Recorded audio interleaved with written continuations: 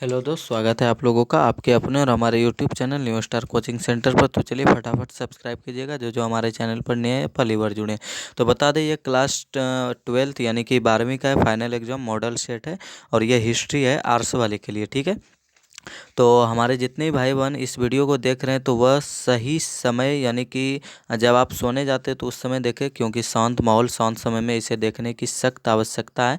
आपको बहुत फ़ायदा होने वाला है। ठीक है, और आप जब ये पाँचों यानी कि 5 सेट होगा आपका हिस्ट्री का, ठीक है, आपको शांतिपूर्वक एकदम ध्यान से पाँचों सेट आपको देखना है। ठीक है, शुरू से अंत तक। तो पहला सेट तो हो चुका है, ये दूसरा सेट है आप लोगों का, ध्यानपूर्वक देखेंगे। ठीक है, तो चलिए स्टार्ट करते बिना देर करते हुए। तो फर्स्ट क्वेश्चन लेते हैं आप लोगों का है कि हड़प्पा सभ्यता का सबसे बड़ा नगर कौन था। तो इसका राइट आंसर हो जाएगा आप लोगों का मोहनजोदड़ो। ठीक है, वज्जी को सामाजिक ग्रंथों में कहा गया है क्या। तो इसका जो राइट आंसर है वह हो जाएगा आप लोगों का गणसंघ।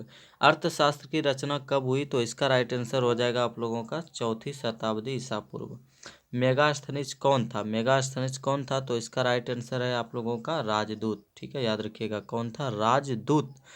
ठीक है, चलिए अगला क्वेश्चन देखेंगे हम लोग। अगला है निजामुद्दीन औलिया किस सूफी सिलसिले से संबंधित है। तो इसका राइट आंसर हो जाएगा आप लोगों का ए यानी चिश्ती।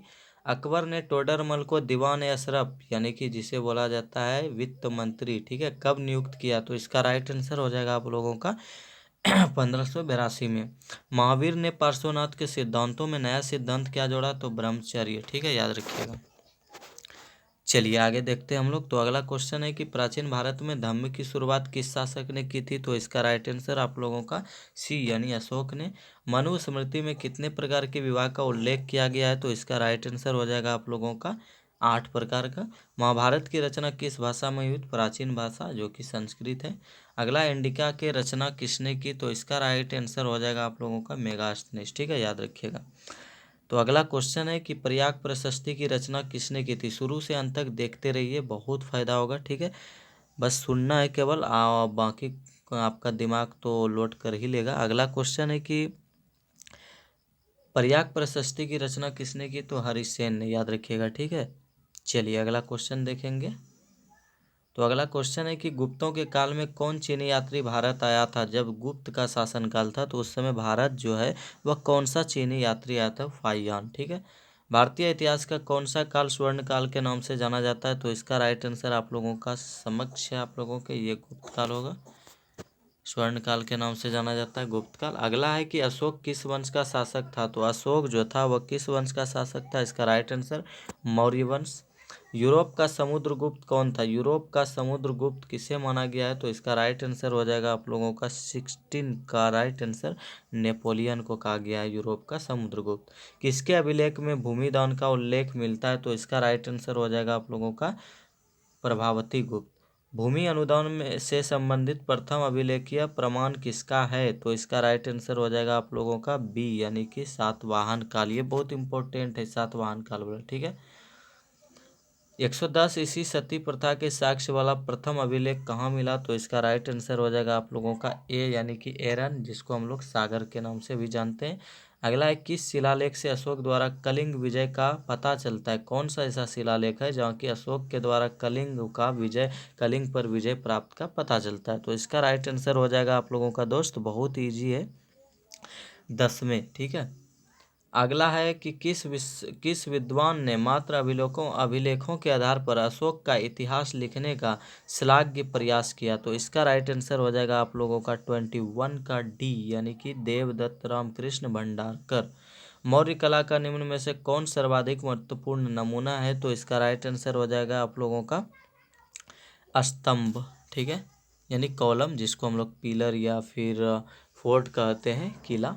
अगला है कि हम्पी को यूनेस्को द्वारा विश्व पुरातत्व स्थल किस वर्ष घोषित किया गया। तो इसका जो राइट आंसर हो जाएगा वह हो जाएगा आप लोगों का 1986 में। विजयनगर का महानतम शासक कौन था। तो विजयनगर का महानतम शासक था आप लोगों का कृष्णदेव राय, याद रखिएगा। और विजयनगर के साम्राज्य ने अपने आप को क्या कहा था, राय कहा था। ठीक है, याद रखिएगा।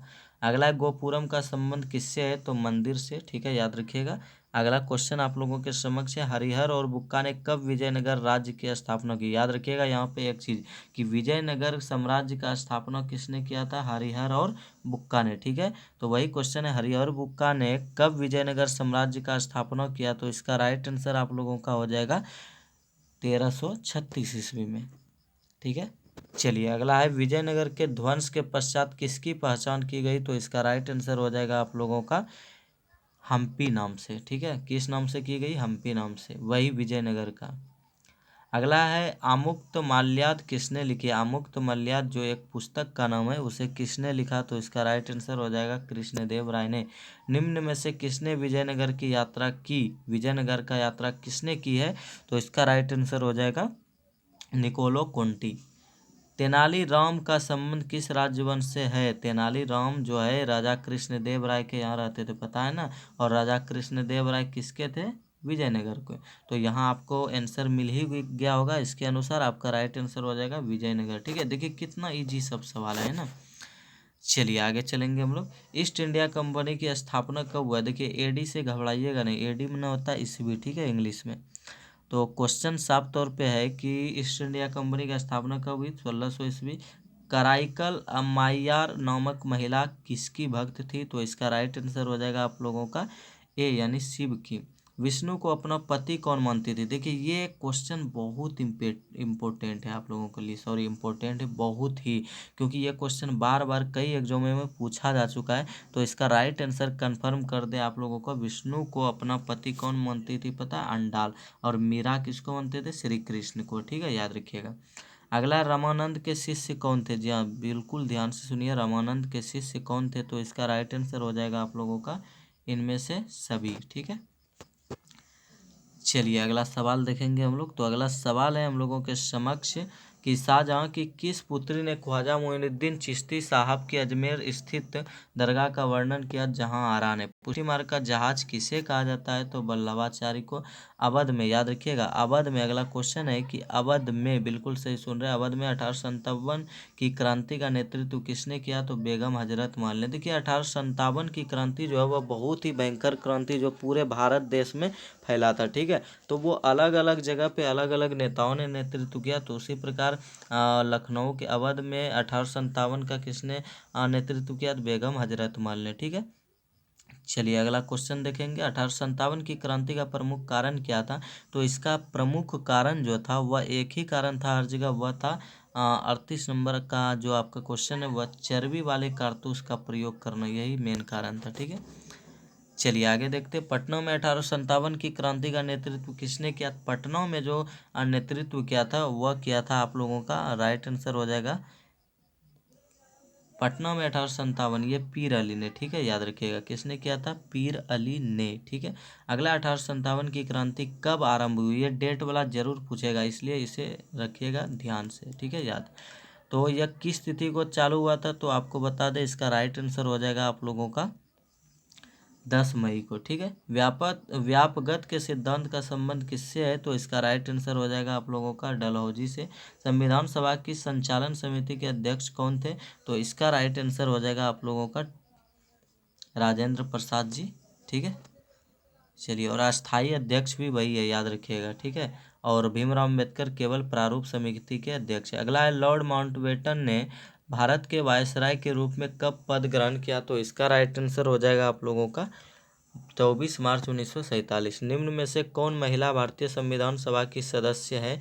तो इसका राइट आंसर हो जाएगा आप लोगों का, बहुत इंपॉर्टेंट क्वेश्चन है, तो इसका राइट आंसर हो जाएगा आप लोगों का इनमें से सभी। ठीक है, सभी थी भारतीय संविधान सभा की सदस्य उस समय। ठीक है, चलिए आगे बढ़ेंगे हम लोग। अगला है कि भारत छोड़ो आंदोलन के समय गांधी जी के बारे में यह घोषणा किसने की कि जब दुनिया में हम हर कहीं जीत रहे हैं, ऐसे वक्त में एक कमबख्त बूढ़े के सामने कैसे झुक सकते हैं जो हमेशा हमारा दुश्मन रहा है। यह किसने कहा था, बहुत ही अच्छा डायलॉग है ये, किसने कहा था, और कहा था भारत छोड़ो यानी 1942 में। ठीक है, तो किसने कहा था। तो इसका राइट आंसर हो जाएगा आप लोगों का विस्टर चर्चिल ने। ठीक है, कैबिनेट मिशन के सदस्य कौन थे। तो इसका राइट आंसर हो जाएगा आप लोगों का इनमें से सभी, ABLA, Pethick Lawrence, sir Stafford, Cripps, ठीक है, सभी हो जाएगा इसका राइट आंसर। अगला है 1895 ईस्वी के स्वराज विधेयक किसके निर्देशन में तैयार किया गया, किसके डायरेक्शन में, तो इसका राइट आंसर हो जाएगा आप लोगों का बाल गंगाधर तिलक। संविधान सभा का प्रारूप समिति का गठन कब किया गया, तो इसका राइट आंसर हो जाएगा आप लोगों का 29 अगस्त 1947।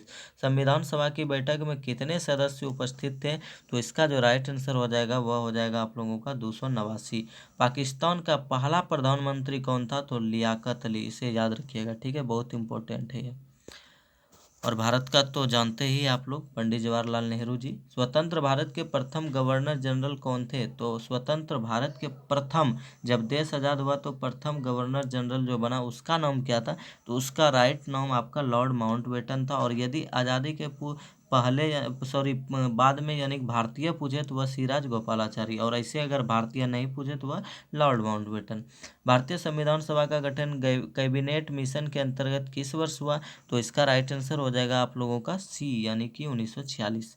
भारत को कब गणतंत्र घोषित किया गया, तो इसका राइट आंसर हो जाएगा आप लोगों का 26 जनवरी 1950। 1857 ईस्वी के विद्रोह का तत्कालीन कारण क्या था, तो चर्बी वाले कारतूस, याद रखिएगा, ठीक है। चलिए आगे बढ़ते हैं हम लोग। स्वतंत्र भारत के प्रथम गृह मंत्री कौन थे, तो इसका राइट आंसर वल्लभ भाई पटेल हो जाएगा, ठीक है। चलिए अगला क्वेश्चन है, जवाहरलाल नेहरू भारत के प्रथम प्रधानमंत्री कब बने, तो 1947। बहुत simple question. Gateway of India का निर्माण कब हुआ, ये बहुत इंपॉर्टेंट क्वेश्चन है, इसका राइट आंसर हो जाएगा आप लोगों का 1911 में, ठीक है। चलिए अगला सवाल है कि भारत में रेलवे की शुरुआत कब हुई, तो भारत में रेलवे की शुरुआत कब हुई, तो इसका राइट आंसर हो जाएगा 1853 में। द्वितीय विश्व युद्ध किस वर्ष आरंभ हुआ, तो इसका राइट आंसर हो जाएगा आप लोगों का बी यानी 1939। कब तक चला, 1945 तक, याद रखिएगा, ठीक है, 6 साल तक। सुभाष चंद्र बोस ने हिंदुस्तान की अस्थायी सरकार की स्थापना की घोषणा सिंगापुर के कैलो हॉल में कब की थी, तो इसका राइट आंसर हो जाएगा सी यानी कि 2 अक्टूबर 1943, ठीक है। और 1942 में उसने, पता है, भारत के जो बंदी कैदी थे वहाँ सिंगापुर में वही सबको लेकर एक फौज तैयार किया था, ठीक है।